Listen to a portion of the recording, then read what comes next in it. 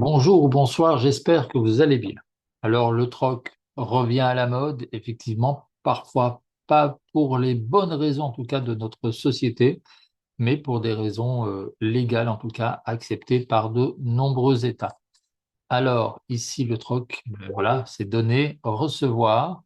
Donc, la décentralisation dans le troc, donc ça permet un centre international de troc qui va faciliter la vie de chacun et de chacune. Donc, la décentralisation permet de réaliser un troc plus honnête et qui peut se transformer en revenu déclaré.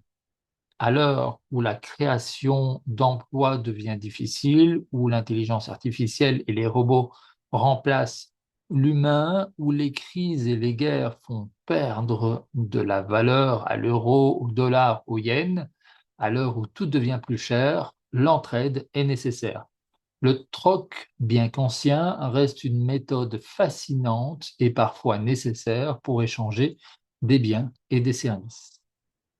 Alors, on retrouve le troc dans plusieurs systèmes. Le système traditionnel, dans certaines communautés rurales, comme en Afrique ou en Amérique latine, le troc reste une pratique courante. Par exemple, des agriculteurs qui échangent des produits comme du maïs contre des outils ou des vêtements. Vous allez voir que vous allez avoir beaucoup d'avantages sur des produits dans le monde entier, car ici, le troc décentralisé est international. L'échange se fait sur la base d'un prix réel des objets, donc un moyen plus équitable de calculer que le troc soit effectivement totalement équitable. Pendant les périodes de guerre, pendant les périodes de pénurie ou de guerre, comme en France, occupée durant la Seconde Guerre mondiale, le troc a souvent remplacé la monnaie. Des biens rares comme l'essence ou les pneus réchappés étaient échangés contre d'autres produits essentiels.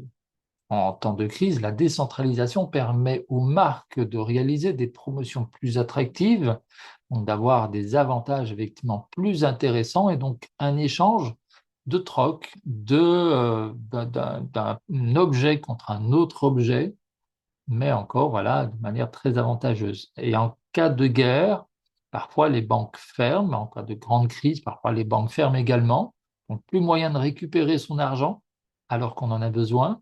Les peuples doivent fuir les conflits, voire parfois certains tremblements de terre et autres, hein, devenir donc des réfugiés pour aller dans des pays où quelque part ils n'ont rien. Et ici, grâce à la décentralisation, cela permet de créer une réelle entraide solidaire, déjà bien avant, hein, quand les gens sont encore dans leur pays, quand il y a des soucis, ça permet encore une fois de faire cet échange solidaire d'une manière simple. L'échange de points contre objets, produits et services est international. Donc, vous pouvez continuer à vous nourrir, à vous loger sans rester dans la rue. Vous allez voir que grâce à nos partenaires, vous allez avoir beaucoup d'avantages effectivement pour pouvoir vous nourrir d'une manière plus saine et puis même de vous loger. Il y a différents partenaires, de devenir même actionnaire de biens immobiliers, de terres cultivables, de bateaux et d'autres choses. Une fois que vous avez un lieu de résidence, vous pouvez trouver un emploi. La décentralisation peut créer votre emploi déclaré et vous permettre de vivre bien légalement. Vous allez ici, alors c'est un centre de troc et également l'union des talents, l'union des compétences. Vous allez pouvoir mettre en avant vos compétences et donc échanger ces compétences contre des points et donc, effectivement, vous créez à un moment donné peut-être même un réel salaire pour une activité tout à fait saine. Il y a une association belge qui est derrière en tant qu'arbitre quelque part pour vérifier effectivement que tous ces échanges soient légaux et respectent les lois de votre pays. Donc, dans les systèmes modernes, les systèmes d'échange comme le CEL, les systèmes d'échange locaux, sont des exemples contemporains de troc. Ces réseaux permettent aux membres d'échanger des services ou des biens sans utiliser d'argent, favorisant ainsi des liens sociaux et une économie solidaire. La décentralisation permet d'échanger vos points en réels revenus déclarés. Pendant 20 ans, nous avons, avec toute une équipe internationale, nous avons fait des recherches sur comment rendre le troc plus équitable. Comme le sel, nous nous sommes rendus compte que le troc devait être basé sur une unité de points, mais les points du sel, à ma connaissance, ne peuvent pas être transformés en réel revenu légal. C'est ce que la décentralisation apporte. Vous désirez créer votre métier de passion, eh bien c'est possible.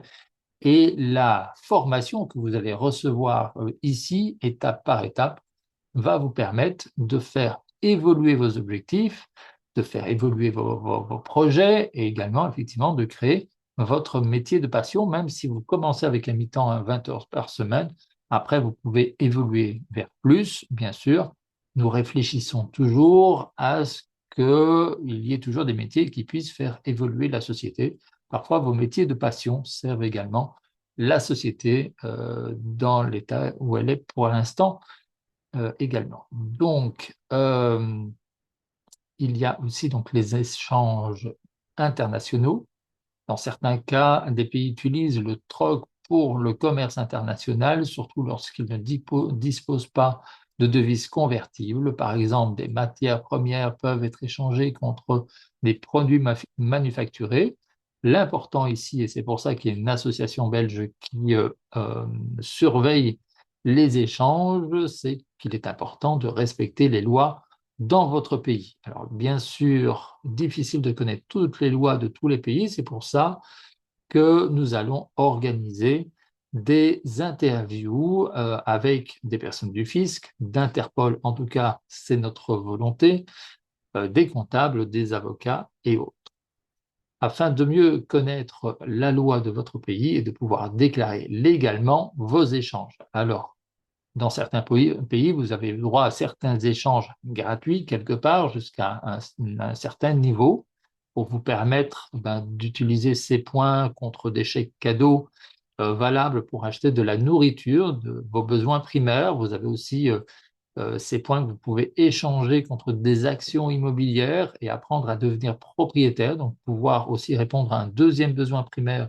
celui de pouvoir dormir dans un endroit sécurisé et équitable, honnête pour chacun. Donc ici, c'est vraiment un travail qui se fait depuis plusieurs années pour trouver la meilleure solution. Et quand on voit aujourd'hui les intempéries et les guerres et tout ce qu'il y a dans le monde qui peut vous faire devenir réfugié et dans les soucis, il est important de préparer cela et d'avoir suffisamment de points, au moins déjà, pour pouvoir vous nourrir et de faire en plus partie d'un club d'entraide accompagné par une association qui est là effectivement pour aller réunir les professionnels dont vous avez besoin pour l'évolution de vos projets, l'évolution de votre vie et pouvoir apprendre tous ensemble.